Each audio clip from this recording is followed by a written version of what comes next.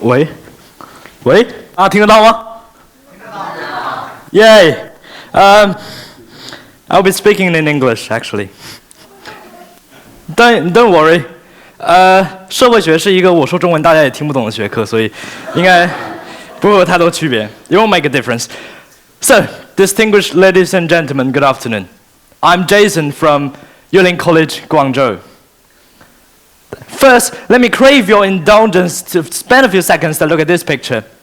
Where do you think it is? Let's have some responses. Shenzhen. Great answer. Shenzhen. Oh. Any more answers? Hong Kong. Great answer. Any more? Shanghai. Okay. Do you actually live in Shanghai? Does it look like Shanghai to you? Great answers, but no. This picture is actually taken in Cape Town, South Africa. Now first, that sound is discriminative, okay? But secondly, that's what we think. And now let's look at another picture. Okay.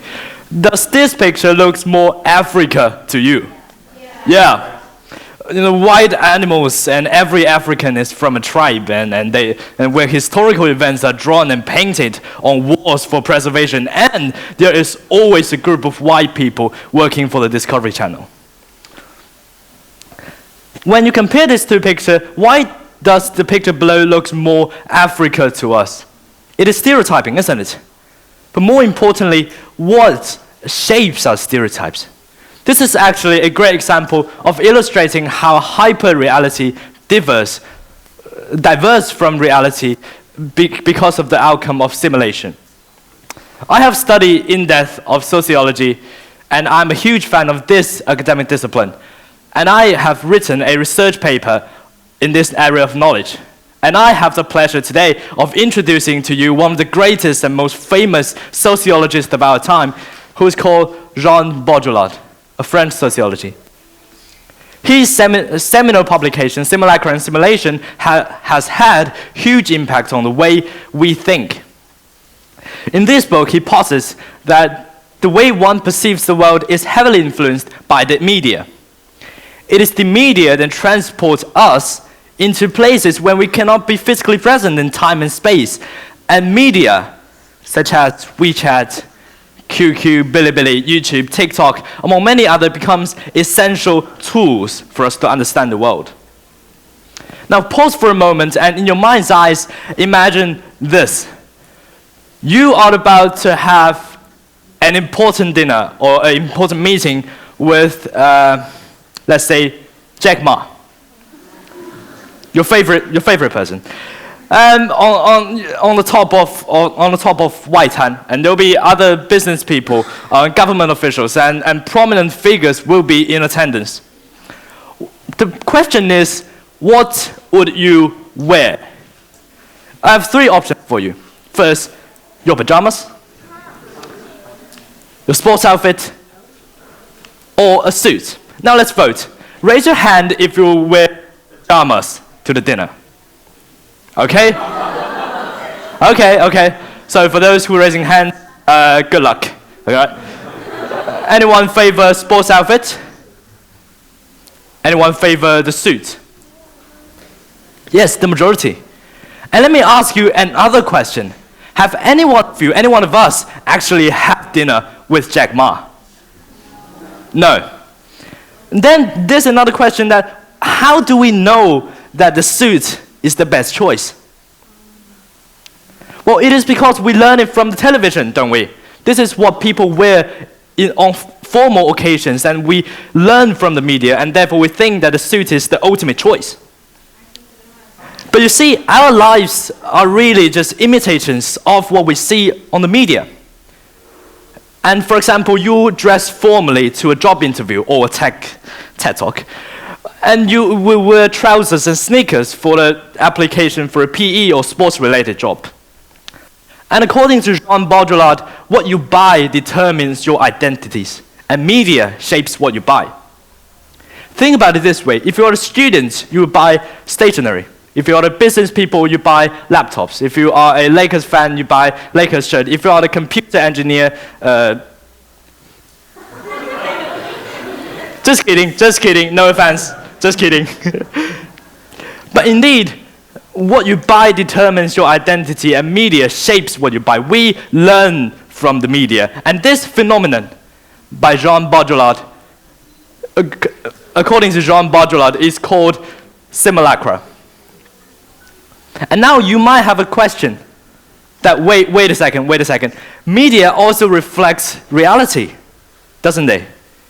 That those TV series and movies and news are based on real life and real events. You're absolutely correct. But we must remember that this process began long ago. As we know, the media reflects reality, doesn't it? And reality, as we just discussed, also learns from the media. Let's do a bit of revision here. What is this phenomenon called again? Simulacra. Very good. So this phenomenon is called simulacra. And then this process repeats and goes on and on and on. And this entire process we see here is called simulation. And the end of the simulation, the outcome of the simulation, is hyperreality, which is our main topic today. Hyperreality is the reality constructed by the media. It reflects a series of real events, but not the reality. And entertainment, information, and communication technology provides a more intense and more involving experiences than the everyday life we live in. Feeling sleepy, don't we? It's actually very straightforward. Almost all the apps you use, Bilibili, QQ, WeChat, TikTok, even Mobile Legends or Minecraft, have become important parts of our lives, and we're living in those apps. Hyperreality is constructed by the media, but mainly maintained by the internet.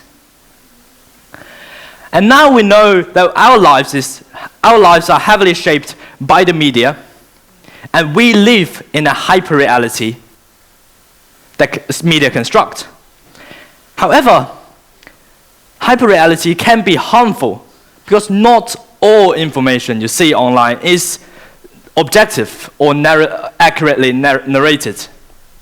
For example, if you and I are having a conflict, the way you tell the story will be so different from the way I tell the story, because we see things from different angles, and therefore we select and we exclude and we emphasize the part of the narratives that make the story appealing to the listener instead of approaching to the truth. And it works the same for the media, that the media tends to make the story more appealing to the listener instead of approaching to the truth. And therefore, I would like to give you 3 tips today on helping you to remain an independent thinker and avoid the negatives of media. First, compare several sources. Institutions tell stories differently, and the more you read, the fuller picture you are likely to obtain. If content and information from different sources show consistency, then it's more likely to be true. Second, know your source. How reliable is the source? Is it from a reliable organization? Is it supported with evidence? And knowing your source also refers to knowing the purpose of your source. Why does the author write or make or film or narrate the story? Is it trying to sell its product? Or provoke anger, or just to spread rumors? Knowing why and try to avoid them will help skim the information clearer and prevent falling into their traps. And last and most importantly, embrace reality. We shall not dwell in the hyperreality and forget to live, because those face-to-face interactions, those conversations are really what release our stress, bring us energy, and most importantly, our topic today, bring the world vitality. And hopefully, after this speech, you'll be able to be more intelligent, neutral, open, and independent thinker in the world of hyperreality. And you'll start picking up apples just like what Plato did. And you will eventually realize that Africa is more than animals, and you are more than passive acceptors of the media. Thank you very much.